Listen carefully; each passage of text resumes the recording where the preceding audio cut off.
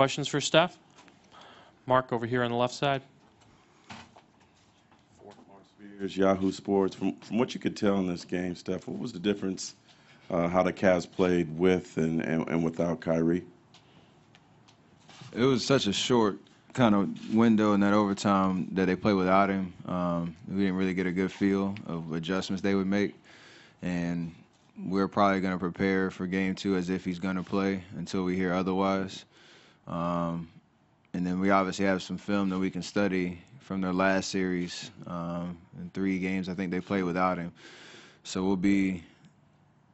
think we'll be prepared either way. But you have to go into the next 24 hours as if he's going to play and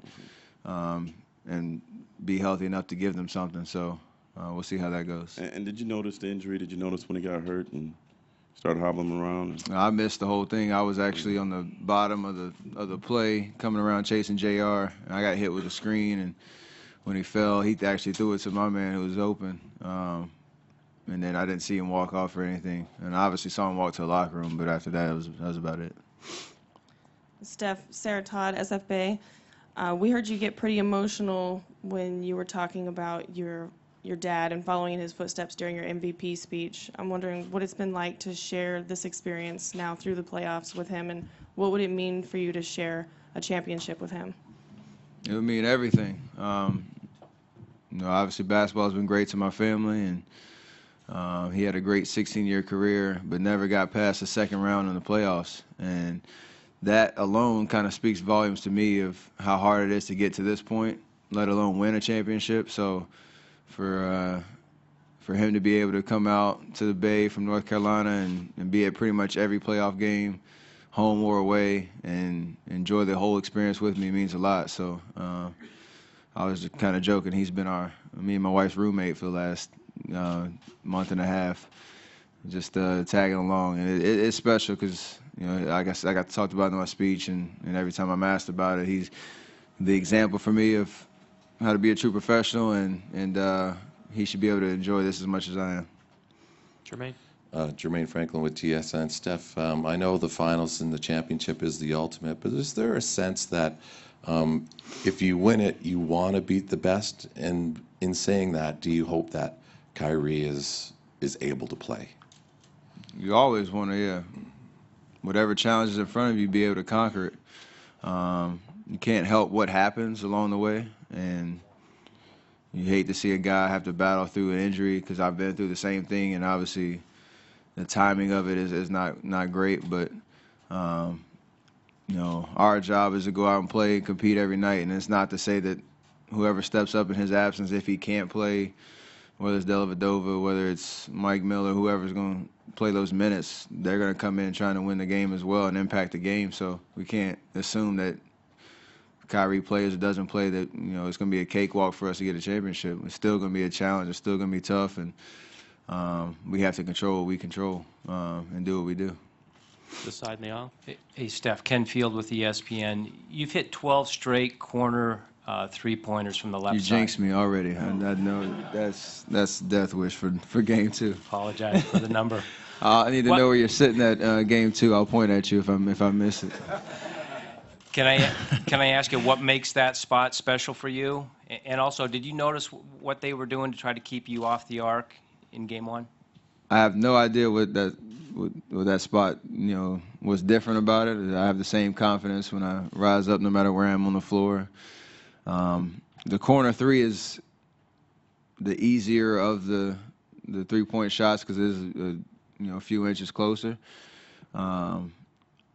But it's kind of a different angle. So I get most of the threes I get from that point are from a couple passes around the arc, and I'm either wide open or in a good rhythm. So maybe that helps. But that's my best way of explaining that. And teams have tried to take me and Clay off the 3-point line, all sorts of different ways, whether it's trapping ball screens or not helping off of any where situations where you normally would help off of a guy on a wing or whatever. They kind of stay body tight and live with somebody else making a play. So we'll find ways to get our shots off through our normal offense, no matter really how they defend, because we have certain counters and certain attacks that we rely on to get those shots. All the way in the back left on the camera. Steph, Matt Moore, CBS Sports, way downtown here. You talked a little bit about how they attack you on ball screens. Just curious, how much were the nerves and impact on kind of the early offensive stagnation for you guys in terms of getting the ball moving from side to side, or was that more of the surprise of how they were attacking you? I mean, we had 7 days off in between games. Obviously, they had 8, but it kind of was an adjustment period just to get back into the flow of a game, like atmosphere and experience. So we finally settled in. I think guys, I don't use the word nervous, but we were just so excited to be finally playing. And we might have been, in a little bit of a rush, or your bodies might be moving a little slower than your minds are. So just got to. Thankfully, we settled in, like I said, and I think game 2, the beginning, will be a lot more composed and a lot more ready for that moment as we try to have a better start to our game on game 2. Steph, I don't want to jinx you on the left corner thing, but do shooters develop a hot spot? I mean, will you ride a hot spot as long as you possibly can, and do those fluctuate, over periods of time? I personally, I don't think about that. You don't know how you're going to get. I mean, unless you're a heavy ISO guy, that you can get to a certain spot on the court and really force that situation to happen. In our offense, it doesn't really work out that way. You can't really say, all right, I'm gonna come down and come off a down screen and get to the left wing, because I've been making them from there, recently. So it's just about having confidence, no matter where you are on the floor, to get shots in our rhythm and of our offense and knock them down. Last 2, Mark, and in the center here. Mark Schwartz, ESPN. Steph, LeBron a couple of days ago called you one of the greatest ball handlers in the history of the league. Do you agree with that? And can you talk about how you evolved, what you worked on, how long you worked, what you looked at, and who you admired and compared and tried to pattern yourself after while you came up? It's obviously a great compliment, and I appreciate it. I mean, that's a big part of my game and how I'm able to get space. And I'm not the fastest guy, not the most athletic, I'm more explosive, so I need to be able to have change of speed, change of direction, control the ball to create space to get into a jumper or get into the lane or whatever. So I've developed it every year since I've been in the league. Even before in college, I was a shooting guard mostly in college, so I didn't really have to handle as much.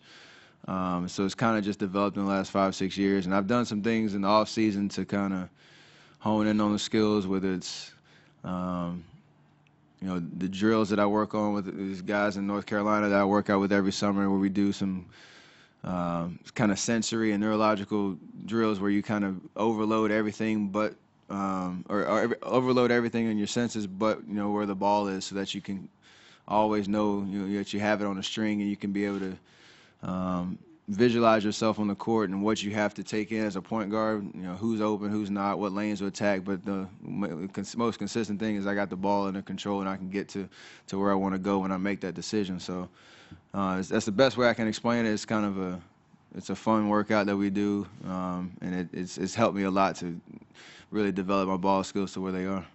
Last one in the center. Steph, Daniel LaRue, Real GM. It happened more in previous years, but in this series already you've been defending players off the ball. How does your mentality defensively change when you're guarding somebody who's bigger and largely playing off the ball?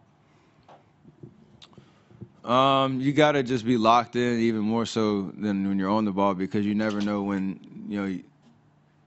your time's coming, and whether it's when it's coming to a read on helping or staying attached to your man, or when you're on the ball, you're locked in. I got to stay in front of this guy, between him and the basket. When you're off the ball, there's more decisions that you have to make. So you got to be locked in. You can't have any slip-ups.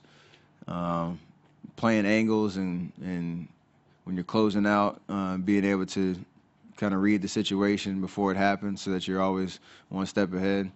And whether it's a bigger guy or not, you just got to be physical and put up a stand wherever you need to on the floor. And be able to box out as well, because those guys usually like to crash the glass, and you got to be able to help your bigs out in that situation. Thank you.